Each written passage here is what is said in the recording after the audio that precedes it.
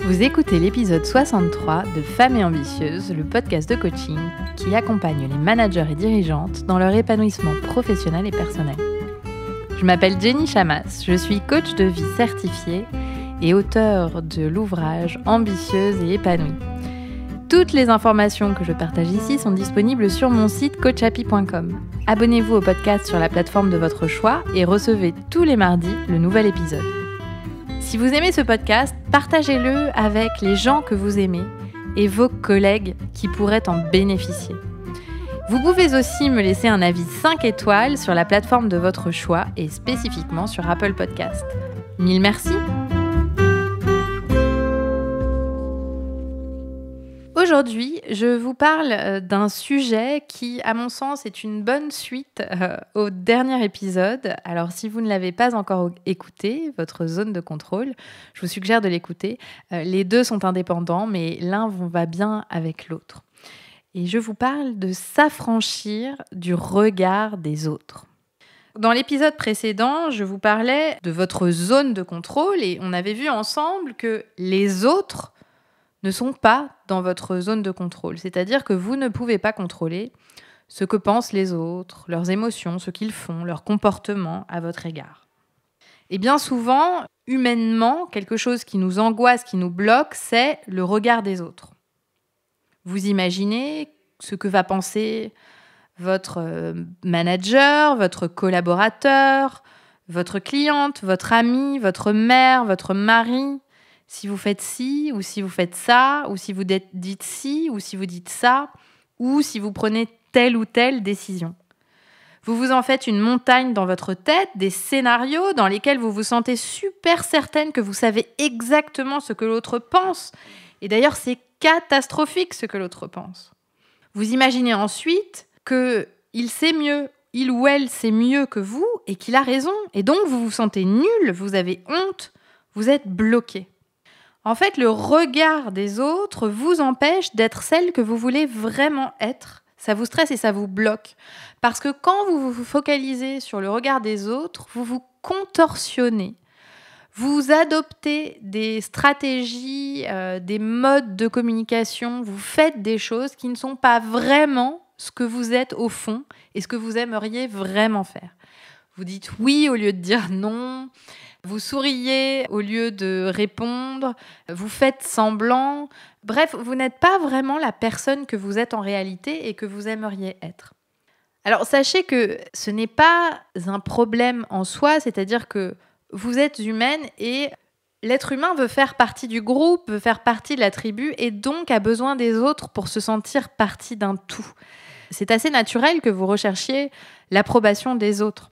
Simplement, le problème arrive lorsque vous vous retrouvez à ne pas avoir la vie que vous voulez à cause du regard des autres.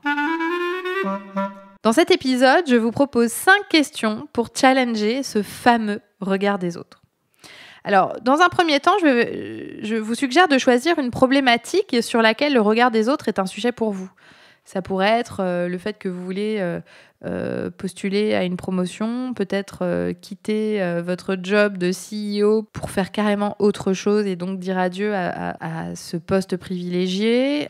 Ça peut être donner un feedback difficile à donner ou avoir une conversation difficile. Ça peut être de dire non. Ça peut être de demander une augmentation, de lever des fonds. Bref. Imaginez une problématique dans laquelle le regard des autres est un sujet. La première question que vous pouvez vous poser, c'est « Savez-vous vraiment ce que pensent les autres ?» Dans 90% des cas, c'est une pure spéculation, parce qu'on ne sait jamais vraiment ce que pensent les autres. Déjà, on n'est pas dans leur tête, et bien souvent, ils ne disent pas ce qu'ils pensent. Et quand bien même ils disent ce qu'ils pensent, on ne sait jamais vraiment si c'est vrai. Mais ce qui se passe dans ces cas-là, c'est que quand vous imaginez ce que pensent les autres, vous accumulez des preuves qui vont confirmer ce que vous pensez qu'ils pensent. Vous allez analyser le haussement de sourcils, la fossette sur la joue, les mots utilisés, les phrases, la gestuelle, et vous allez en tirer une conclusion qui vous semble évidente, basée sur Les faits que vous avez perçus, basés aussi sur le passé, basés sur des conversations, basés sur ce que les autres pensent aussi. Bref, vous créez une histoire que vous vous racontez dans votre esprit dans laquelle vous avez le sentiment de savoir exactement ce que l'autre va penser, alors que ce n'est en aucun cas vérifié. Et alors même que cette histoire crée un mal-être chez vous.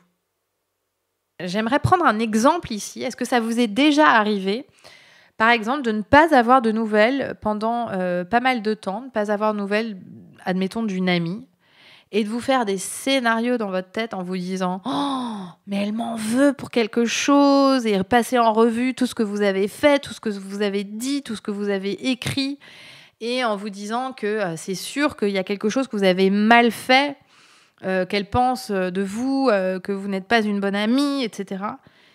Jusqu'au jour où vous avez cette personne au téléphone qui vous dit qu'elle a été complètement débordée, que ça a été compliqué avec ses enfants, qu'au boulot c'était la cata, bref, qu'elle n'avait absolument pas le temps de vous donner des nouvelles. Et là, tout d'un coup, en 2 secondes top chrono, tout ce que vous aviez imaginé sur ce que pensait cette personne de vous est vérifié comme étant absolument faux. Voilà, ça c'est un exemple qui vous montre que vous ne savez jamais vraiment ce que pensent les autres. Donc dans votre situation, demandez-vous, savez-vous vraiment ce qu'ils pensent ? Deuxième question utile à se poser, c'est pensez-vous de vous-même ce que vous croyez que les autres pensent de vous ? Pensez-vous de vous-même ce que vous croyez que les autres pensent de vous ? Non ? Alors ce qu'ils pensent n'est pas un problème. Oui ? Alors ce qu'ils pensent n'est pas non plus un problème. Le vrai problème réside dans ce que vous pensez de vous-même. Alors là, je vous renvoie à l'épisode 16 sur la confiance en soi et également à l'épisode précédent, l'épisode 62, pour que vous repreniez les manettes de votre tour de contrôle et que vous soyez en mesure de définir ce que vous avez envie de penser de vous-même. Parce que si vous trouvez que ce que les autres pensent de vous est un problème, bien souvent, c'est parce que vous pensez la même chose de vous et que vous n'en êtes pas fier. Et donc, il s'agit d'aller explorer ce que vous pensez de vous et ce que vous pourriez penser de vous qui vous soit beaucoup plus utile. Troisième question, en admettant que vous sachiez pour de vrai ce que les autres pensent de vous, pourquoi ce qu'ils pensent est un problème ? La plupart du temps, c'est un problème parce que vous aimeriez, comme tous les êtres humains d'ailleurs, que tout le monde vous aime. Mais en fait, pourquoi ? Est-ce que c'est vraiment utile que tout le monde nous aime ? Est-ce qu'en fait, le fait que certaines personnes ne soient pas du tout d'accord avec nous, n'approuvent pas du tout notre façon d'être, nous trouvent nuls, trouvent que ce qu'on fait, c'est nul, n'est pas au contraire une preuve que si on peut être mal aimé d'un côté, ça veut aussi dire que d'autres personnes vont nous adorer, vont nous aimer exactement tel qu'on est, vont adorer cette saveur spéciale qu'on a, cette façon d'être, cet humour, ces décisions qu'on prend, cette façon de vivre notre vie. En fait, si on y songe, pensez aux plus grands artistes, aux plus grands auteurs, aux plus grands hommes et femmes politiques, à tous les gens publics. Les personnes qui déchaînent les critiques sont aussi des personnes qui sont par ailleurs énormément aimées. C'est-à-dire que d'un côté, elles sont critiquées et puis de l'autre côté, elles sont aimées. Et finalement, c'est ce qui fait de ces personnes-là des êtres humains. Alors la question, c'est est-ce que vous aimeriez qu'il y ait un statu quo sur vous et que tout le monde vous trouve parfait mais sans saveur ? Ou alors est-ce que vous êtes prête à vous dire que oui, il y a des gens qui vont penser de vous des choses sur lesquelles vous n'êtes peut-être pas d'accord et qui ne vous plaisent pas, mais ça voudra aussi dire qu'il y a d'autres gens qui, eux, vont penser que ce que vous faites, c'est génial et que vous êtes une personne super. Quatrième question, êtes-vous prête à accepter que les autres se trompent sur vous ? Croyez-moi, répondre à cette question à la positive est libérateur. Imaginez à quoi ça ressemblerait si vous acceptiez que les autres se trompent sur vous et si vous vous concentriez plutôt sur ce que vous avez envie d'être, la personne que vous avez envie d'être. Et si vous vous concentriez sur ce qui est en votre contrôle. Parce qu'au fond, les autres êtres humains sont comme vous, ils ne peuvent pas s'empêcher d'avoir des opinions sur tout et sur tout le monde. Et j'imagine très bien que vous aussi, vous avez une opinion sur vos collaborateurs, votre manager, sur vos clients, sur votre mère, votre belle-mère, votre copine, etc. Donc, vous imaginez bien que si vous avez des opinions qui ne sont pas toujours positives sur les gens qui vous entourent, eh bien, le monde entier a des opinions positives et négatives sur les gens qui les entourent. Pourquoi, en fait, ne pas accepter que c'est la vie et que, finalement, ce que pensent les autres de vous en dit bien plus long sur leur grille de lecture à eux, sur la vie qu'ils ont eue, sur leur conditionnement social, sur leur façon d'être au monde, que ça n'en dit sur vous. Ce qu'ils pensent de vous est en fait l'image même de leur façon d'être au monde plutôt que votre image à vous. Alors êtes-vous prête à accepter que certaines personnes se trompent sur vous ? 5e question, et qui, à mon sens, est la plus importante de toutes. Que voulez-vous penser de vous ? Et ça, c'est bien plus important que tout le reste. Parce que si vous choisissez de façon intentionnelle ce que vous voulez penser de vous, si vous vous accordez de la reconnaissance intérieure, et là je vous renvoie à l'épisode 47, si vous développez une belle relation d'amour avec vous-même, eh bien le regard des autres aura beaucoup moins d'importance dans votre vie. Alors, pensez au regard que vous avez sur les gens que vous aimez. Et si vous avez des enfants, je vous suggère d'imaginer le regard que vous posez sur vos enfants et la façon que vous avez de les aimer, d'accord ? Cet amour inconditionnel.